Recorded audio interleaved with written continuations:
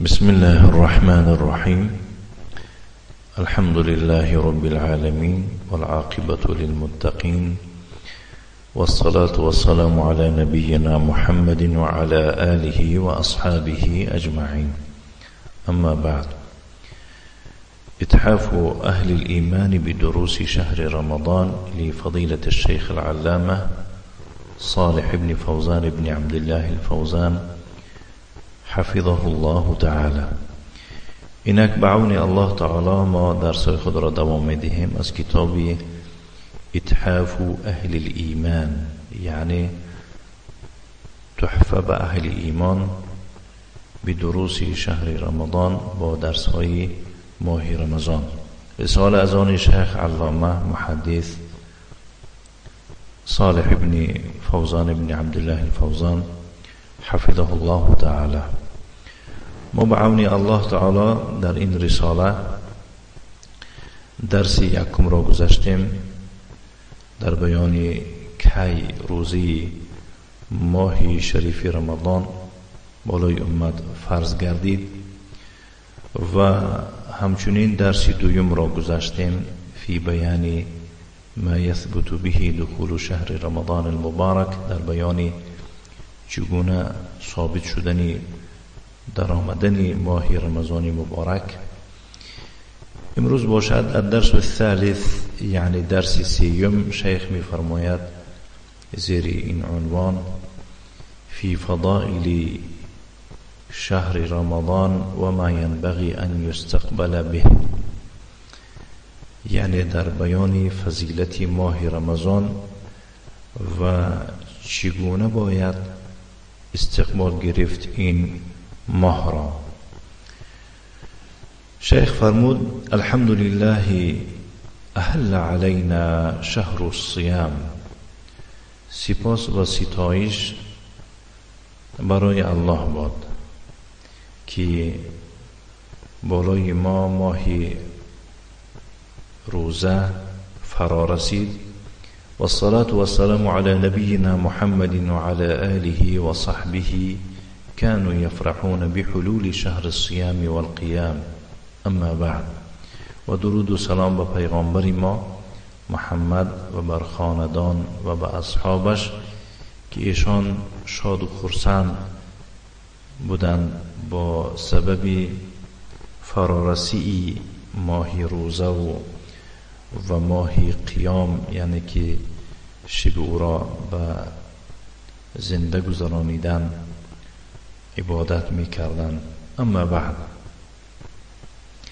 فإن الله سبحانه وتعالى اختص شهر رمضان من بين الشهور بفضائل عديدة. واقعا الله سبحانه وتعالى ماه رمضان را در میان دیگر ماه‌ها با فضیلت‌های زیاد اختیار کرده است، برگزیده است. و میزه بمیزات کثیره، و با خصوصیت‌های زیاد آن را فرق کنانیده است یا که فرق دار کرده است. قال تعالی، الله تعالی فرمود شهر رمضان الذي انزل فيه القرآن هدى للناس وبينات من الهدى والفرقان فمن شهد منكم الشهر فليصمه ومن كان مريضا او على سفر فعدة من ایام اخر. یعنی در ماه رمضان قرآن نازل شد همچون راهنما برای مردم و همچون حجت عبارت از راه راست و فرق کناننده میان حق و باطل، سنت و بدعت، کفر و ایمان، توحید و شرک. فمن شهد منکم الشهر فلیصم، پس به کسی از شما یا که کسی از شما در این ماه حضور داشته باشد باید که این ماه را روزه بگیرد. و من کان مریضا، و کسی بیمار باشد او علی سفر یا در سفر باشد فعدة من ایام اخر، بگذار در دیگر روزها به شماره همین روزهایی که میخورد یعنی روزه بگیرد. ففي هذه الآية الكريمة ذكر الله لشهر رمضان ميزتين عظيمتين. در این آیه کریمه الله سبحانه و تعالی برای ماه رمضان دو خصوصیت بزرگ را نشان داده است یا که ذکر کرده است. المیزة الاولى انزال القرآن فيه. یکم خصوصیت در این ماه قرآن را نازل کرد یا که در این ماه قرآن نازل شد. برای چی؟ لهدایت ای لأجل هدایت الناس من الظلمات الى النور. قرآن را در این ماه نازل کرد به خاطر هدایت مردم، راهنمایی مردم از تاریکی های کفر و شرک و ضلالت به نور هدایت، به نور ایمان، و تبصیرهم بالحق من الباطل، و بیان کردن حق از باطل بهذا الكتاب العظیم به وسیله این کتاب بزرگ المتضمن لما فيه صلاح البشریة و فلاحها. این کتاب بزرگ کتاب است که در برگیرنده است در خود صلاحی بهبودی تمام بشریت را و موفقیت و پیروزی آن را و سعادتها فی الدنیا والآخرة، یکی و سعادتها فی الدنیا والآخرة، که در این کتاب سعادتمندی این امت است هم در دنیا و هم در آخرت. سعادتمندی کل بشریت است در دنیا و آخرت. این بود یکم خصوصیت. المیزة الثانیه، دویم خصوصیتی که در این ماه الله سبحانه و تعالی در این آیه کریمه ذکر میکند، ایجاب صیامه علی الامه المحمدیه، یعنی روزه این ماه را واجب قرار داد بالای امت محمد صلی الله علیه و سلم، حیث امر الله بذلك فی قوله، آنجا که در قول خود آیه این الله امر فرمود در سوره بقره در آیه 185 فمن شهید منکم الشهر فلیصم، بس به کدام از شما این ماه فرا رسد باید که این ماه را روزه بگیرد. و صیام رمضان هو احد ارکان الاسلام، روزه ماه رمضان این یکی از ارکان اسلام است، یکی از پایه های اسلام است. و فرض من فروض الله معلوم من الدین بالضروره و اجماع المسلمین. روزه ماه رمضان یکی از فرضهای الله است که حتمی است و معلوم است که ضرور بودن او از دین به همه معلوم است و به این اجماع مسلمانان است. من انکره فقط کفر، کسی منکری این شود کافر می شود. فمن كان حاضرا صحیحا وجب علیه صوم الشهر اداء، کسی حاضر باشد، مسافر نباشد، صحت سلامت باشد، بیمار نباشد، بالای او روزه این ماه همچون ادا واجب است. کما قال الله تعالی، چنانه که الله تعالی فرمود فمن شهید منکم الشهر فلیصم، یعنی به کسی از شما این ماه فرا رسد باید که روزه این ماه را بدارد. فتبین انه لا مناص من صیام الشهر، بس معلوم گردید که یگان جایی یعنی گریز از روزه گرفتن این ماه نیست. اما اداء و اما قضاء، یا آن را ادا میکنند در وقت خود، یا که اگر بیمار باشد روزه گرفتن نتواند، یا که مسافر باشد روزه گرفتن نتواند.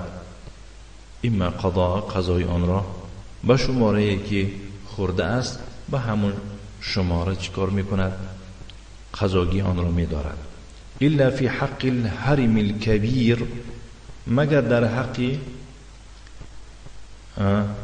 پیرانسالی کلان سال خورده و المریض مزمن و بیماری مزمن بر جا افتیده یا که بیماری شفا نیابنده، اللذین لا یستطیعان الصیام که این دو نمیتوانند روزه گرفتن، قضاء ولا اداء نه قضاگی و نه ادا، فلهما حکم آخر برای اینها دیگر حکم است، سیأتی بیانه انشاءالله آید این یعنی که با تفصیل بیان و روشنی آن خواهد آمد. ومن فضائل هذا الشهر ما بينه النبي صلى الله عليه وعلى آله وسلم في الأحاديث الصحيحة.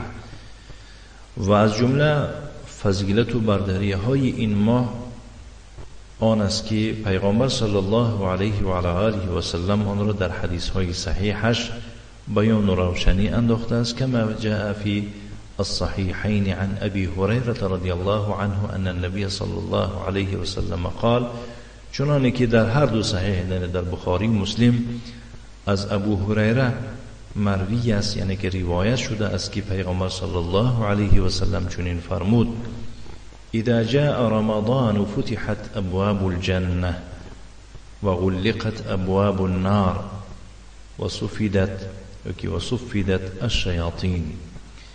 یعنی وقتی که ماه رمضان فرا رسد درها و دروازه های جنت را باز کرده می شود، گشاده می شود و درهای دوزخ را بسته می شود و شیطان ها را زنجیر بند کرده می شود. اخرجه البخاری و مسلم، حدیث را بخاری و مسلم روایت کردند. فدل هذا الحديث على مزايا عظيمة لهذا الشهر المبارك. بس این حدیث با خصوصیت ها و برتری های بزرگ نسبت این ماه مبارک دلالت می کند. الاولا، یکی از آن خصوصیت های این ماه از آن عبارت است که انه تفتح فیه ابواب الجنه، در این ماه درهای جنت را گشاده می شود. این به کدام خاطر؟ و ذلك لکثرت الاعمال الصالحه التي تشرع فيه، این به خاطر عملهای صالحی بر زیاده هست که در این ماه مشروع می شوند یا که جاری هستند یا که شرعی می باشند، مانند که مثلا روزه گرفتن، ذکر و طاعت و عبادت کردن، شبهای این را به نماز گذرانیدن و هکذا. والتي تسبب دخول الجنه، که اینها باعث و سببی به جنت داخل شدن می باشند. کما قال الله تعالی، چنانه که الله تعالی فرمود در سوره النحل آیه 32: ادخلوا الجنه بما کنتم تعملون، شما وارد جنت شوید به سبب اون کرداری که اون عملی که انجام دادید. معلوم می شود که بارک الله فیکم عملی نیک، عملی شایسته یکی از باعث و سبب هایی است که کس به جنت خواهد داخل شد ان شاء الله. الثانیه، دویم خصوصیت اغلاق ابواب النار فی هذا الشهر، بسته شدن درهای دوزخ در این ماه. و ذلك لقلة المعاصی التي تسبب دخولها، این به کدام خاطر؟ به خاطر کم بودن معصیت هایی که باعثی به دوزخ در آمدن می باشند.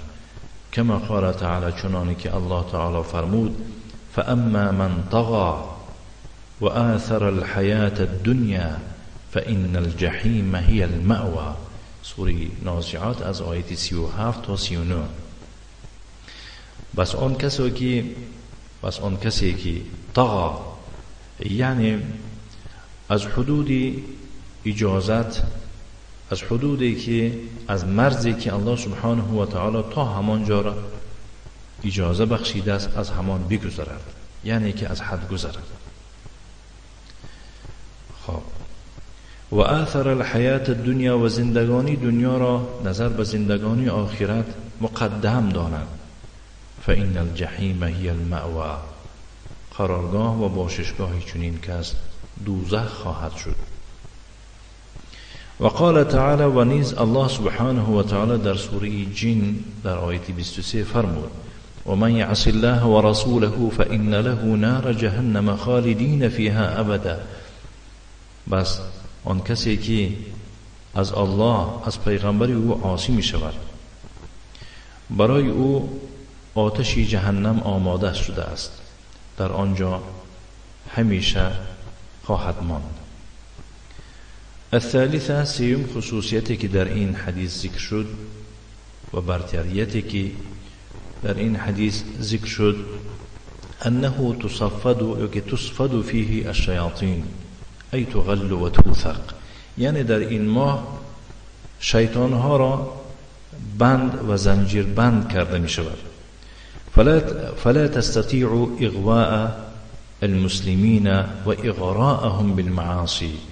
بس شیطان ها نمی توانند مسلمان ها را وسوسه کردن و آنها را به انجام دادن کارهای معصیت یعنی شورانیدن و صرفهم عن العمل الصالح، و نمی توانند که مسلمان ها را از عملهای صالح کردن برگردانند و بیرحه کنند کما كانت تفعل فی غیر هذا الشهر، چنانه که عادتا می توانستند در غیر این ماه کردن را، یعنی چنین کارها را کردن.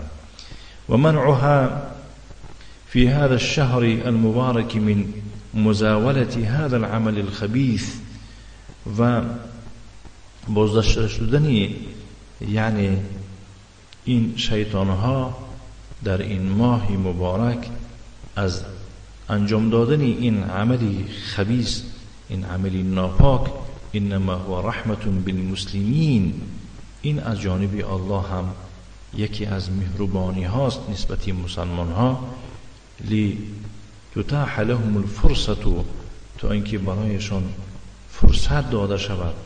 این هم یک فرصت است برای مسلمان ها لفعل الخیرات و تکفیر السیئات، برای انجام دادن کارهای خیر و کفارت گناهان. بنابراین بارک الله فیکم باید که این فرصت را غنیمت دانسته شود، هرچی بسیار و هرچی بسیار طاعت و عبادت انجام داده شود. بارک الله فیکم.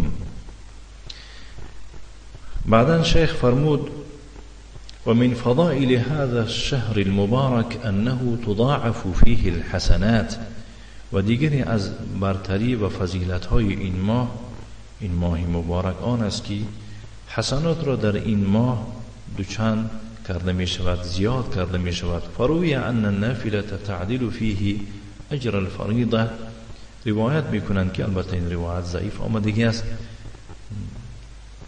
عبادت نافله برابری اجر فرض می باشد و الفریضه تعدل فيه اجر 70 فریضه، و عبادت فریضه برابر می باشد در این ماه به اجر 70 فریضه. و من فطر فيه صائما، کسی در این ماه روزداری را افطار دهد کان مغفرة لذنوبه، این مغفرت برای گناهانش می شود، و عتق رقبته من النار، و خود را از آتش دوزخ آزاد می کند. و کان له مثل اجر ذلك الصائم من غیر ان ينقص من اجره شيء، و برای او اجر و ثواب همان روزدار می شود بدون اون که از اجر و ثواب وی شخص روزگیر چیزی را کاسته کرده شود، کم کرده شود، یعنی برابر او اجر و ثواب می گیرد، نه از اجر و ثواب وی. و کل هذه خیرات و برکات و نفحات تحل على المسلمين بحلول هذا الشهر المبارك. تمام این خیرات، تمام این برکت ها، تمام این پاداش و تحفه ها به سر مسلمان ها می آیند به سبب آمدن این ماه مبارک. فينبغي للمسلم ان يستقبل هذا الشهر بالفرح والغبطة والسرور، باید که اکنون مسلمان این ماه بزرگ را استقبال گیرد با شادی و خرسندی و با حسد نیک، و یحمد الله علی بلوغه، و الله را حمد و ستایش کند که به این ماه رسیده است، و یسأله الاعانة على صیامه، از الله سؤال کند که به او کمک رساند به روزه گرفتن این ماه، و تقدیم الاعمال الصالحة فیه، کمک رساند الله به او به تقدیم کارهای شایسته در این ماه. انه شهر عظیم، این ماهی بزرگ است. و موسم کریم، این یک موسم، یک وقتی سخی است، وقتی سخاوتمندی است. و وافد مبارک علی الامة الاسلامیه، این یک مهمانی مبارک است برای امت اسلام. نسأل الله ان یمنحنا من برکاته و نفحاته، از الله مسئلت داریم که برای ما مسلمان ها از برکات این ماه و از شادی و تحفه های این ماه برای ما الله نصیب و روزی گرداند. انه سمیع مجیب، البته او شنونده و اجابت کننده دعا هاست. والحمد لله رب العالمین، و تمام ستایش برای الله باد که او پروردگار جهانیان است. این بود بارک الله فیکم درس سیوم از درس های هر روزی ما و شما در این ماه رمضان. نکتفی و صلی الله و سلم علی نبینا محمد و علی آله و اصحابه و سلم تسلیما مزیدا، والحمد لله رب العالمین، و بارک الله فیکم.